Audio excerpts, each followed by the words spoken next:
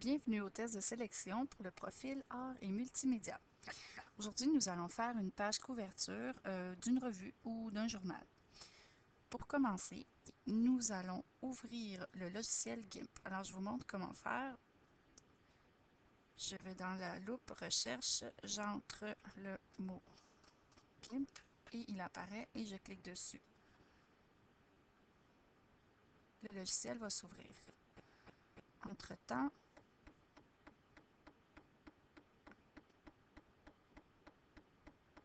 voilà.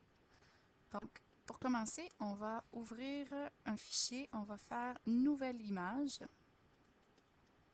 et on va choisir un modèle. Le modèle que je suggère, c'est le modèle de lettres, celui-ci. Je clique dessus. Vous voyez que c'est des mesures standards comme une feuille blanche, 8,5 par 11. Donc, je valide. Et j'ai ma feuille, j'ai ma page couverture qui est prête à être travaillée. La première chose que je veux faire, en fait, il faut décider quel genre de page couverture vous voulez faire. Il y a différents types de magazines. Il y a des magazines de mode, des magazines sur le monde comme Géo ou National Geographic. Il y a des magazines de décoration intérieure, des magazines de sport, etc. Donc, vous devez choisir quel type de revue vous voulez faire d'abord, mais ça peut être aussi en lien avec les photos que vous avez apportées. Donc, je vais commencer, moi, par faire un premier cadrage sur ma page couverture parce que celles que je regarde souvent, elles ont un cadrage de couleurs. Donc, on va commencer par ça. Mais c'est facultatif. Ça, c'est pas obligé d'être là. C'est votre choix. Donc, d'abord, moi, je vais ajouter un nouveau calque parce que je vais travailler sur différents calques. Vous allez voir au fil que la page va se construire, il y aura d'autres calques qui vont s'ajouter. Donc, je vais faire une sélection avec mon rectangle ici, en haut dans ma boîte d'outils. Je vais tracer une sélection à l'intérieur un peu de ma page dans le but d'avoir un cadrage. Mais lorsque je fais une sélection euh, de cette façon-là, le logiciel pense que je veux travailler à l'intérieur de ma sélection.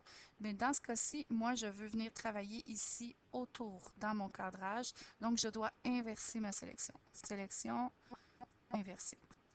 Ensuite, je vais venir ajouter de la couleur avec mon pot de peinture dans ma boîte à outils qui est ici. Je clique sur mon pot de peinture. Je clique sur les couleurs pour choisir la couleur dont j'ai envie. Là, j'ai envie de travailler dans un rouge foncé. J'y vais valider. Là, maintenant, j'ai ma couleur ici est indiquée. Donc, c'est avec cette couleur-là que je vais pouvoir peindre. Voilà, ça c'est fait, c'est appliqué. J'ai cliqué avec mon pot de peinture à l'endroit où je voulais que la peinture s'ajoute. Une première étape est faite. Maintenant, la plupart du temps, sur une page couverture d'un magazine ou d'un journal, on retrouve une ou plusieurs photos. Donc, je vais aller choisir la photo ou plusieurs photos que je veux ajouter sur ma page. Et comment je vais le faire? Je vais faire encore dans Fichier ici. Je vais aller faire Ouvrir en tant que calque. Donc, je veux que les photos que je vais ajouter s'ajoutent en tant que calque.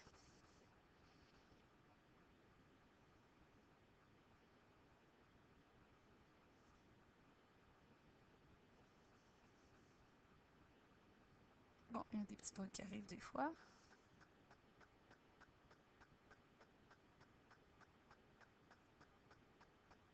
Voilà. Bon, ici, j'ai mon explorateur de fichiers, donc je peux aller choisir des photos. Moi, je sais dans quel dossier je vais aller les chercher. Vous irez les chercher donc en appuyant sur ce PC. Vous pourrez aller choisir la clé USB dans laquelle vos photos sont enregistrées. Pour ma part, je vais aller dans le dossier que j'ai fait pour le profil art plastique et multimédia. J'ai une banque de photos que j'aimerais utiliser.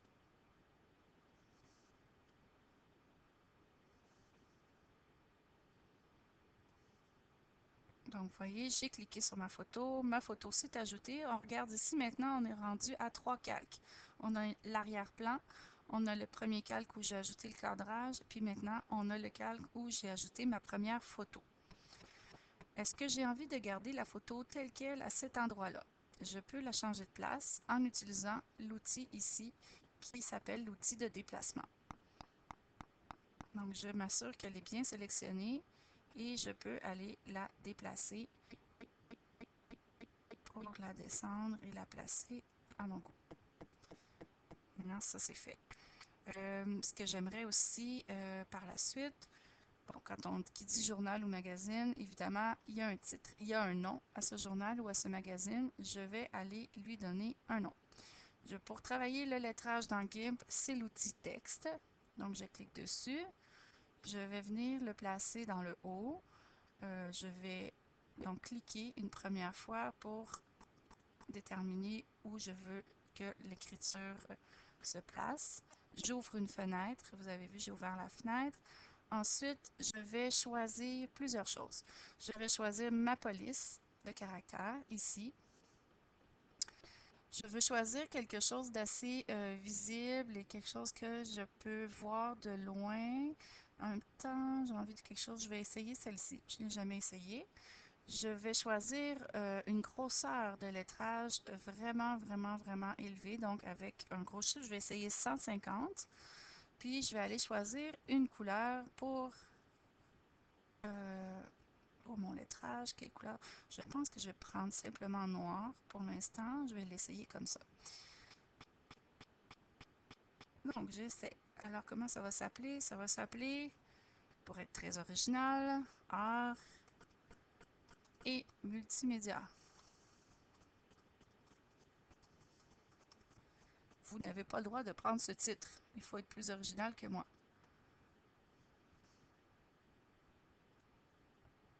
Alors, je vais peut-être grossir encore. Je trouve que c'est pas assez gros. Je vais essayer 200 pour voir. Ah, ça c'est un peu mieux.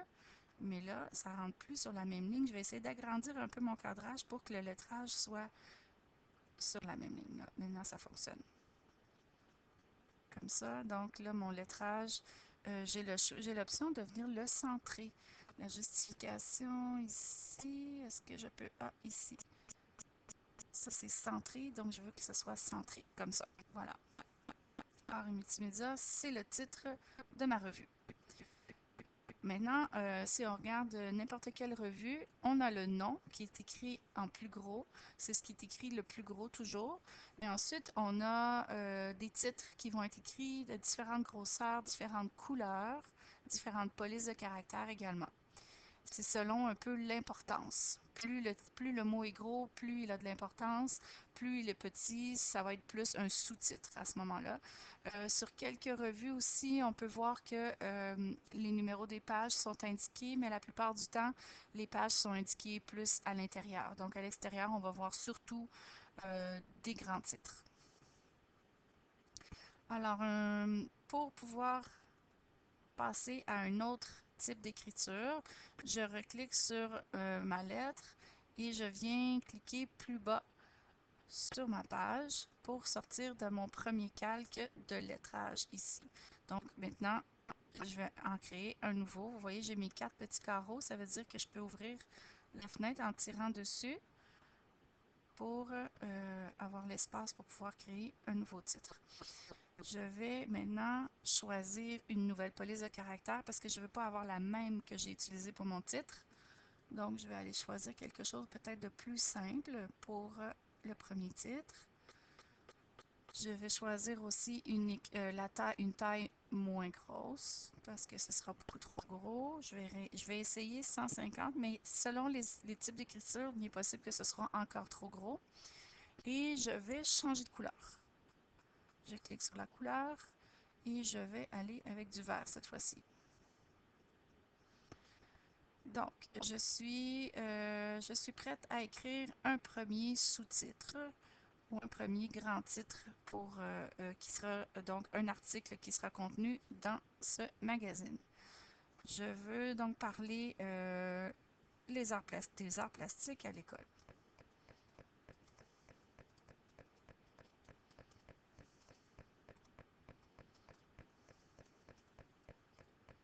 Les arts plastiques à l'école, bon, ça me semble très bien. Même la grosseur me semble bonne. Donc, j'ai un premier grand titre, donc un article qui figurera dans ma revue. Ensuite, quel autre? Je voudrais en rajouter un autre. Je peux cliquer sur Enter pour sauter une ligne et pouvoir continuer. Si je vois que ma fenêtre est trop petite pour pouvoir écrire autre chose, je dois l'agrandir d'abord. Donc, je vais tirer vers le bas dans les coins pour pouvoir agrandir ma fenêtre d'écriture.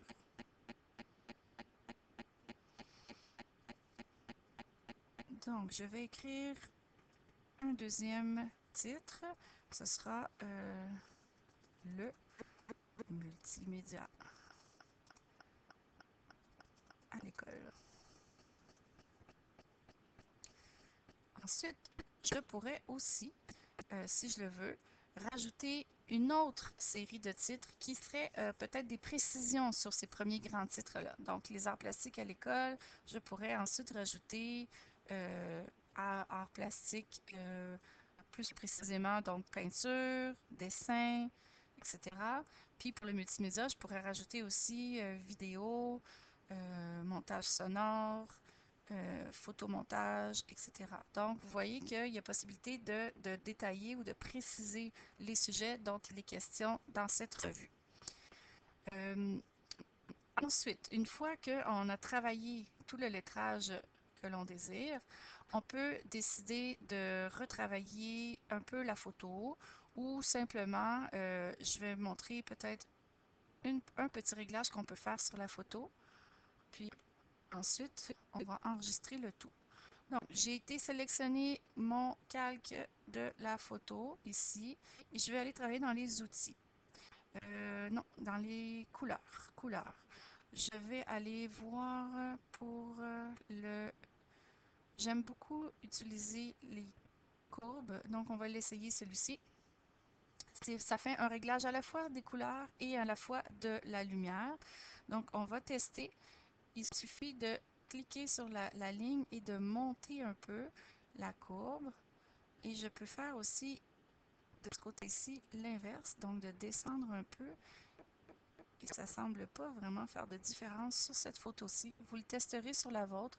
C'est possible que le réglage ait déjà été fait, donc ça n'apporte plus de nouveaux changements. Donc je vais valider. Ensuite, je veux enregistrer mon projet, puisque là, je crois qu'il est terminé. Bon, d'abord, pour vous, si vous voulez rajouter un petit peu plus d'éléments que ce que j'ai maintenant, je vous le recommande, c'est une bonne chose. Mais pour les besoins de la démonstration, je pense que j'ai fait le tour des outils essentiels dont vous aurez besoin pour réaliser ce mini-projet. Donc, une fois que j'ai terminé mon projet, je vais dans Fichier, ici en haut. Je vais faire Enregistrer. Et là, je vais aller choisir où je dois enregistrer. Vous avez tous une clé USB qui est insérée dans votre ordinateur. C'est cette clé-là que vous devez aller choisir dans PC, en cliquant sur PC, pour pouvoir enregistrer ce projet-là sur la clé. Vous allez devoir aussi, donc, changer le nom, écrire votre nom de famille en haut. Vous voyez, dès que je commence à écrire, le nom apparaît parce c'était souligné en bleu. J'écris mon nom de famille avec mon prénom et je vais enregistrer comme ça sur le dossier que que j'ai choisi. Ici, je veux juste remonter. Je vais aller cliquer ici. Je veux pas ça non plus. Je veux aller non plus. J'ai pas exactement le même menu que vous aurez. Donc, ce que je vais faire, c'est simplement aller enregistrer dans ce que j'ai l'habitude d'enregistrer. Je vais aller dans mes documents. Et je vais aller dans mon dossier que j'avais choisi préalablement. Donc, profil, art et multimédia, ici. Voilà. Donc, j'ai enregistré mon projet. En espérant que tout se passera bien pour vous, j'ai très très hâte de voir vos petites réalisations et je demeure présente autour de vous pour pouvoir répondre à vos questions. Bonne chance tout le monde!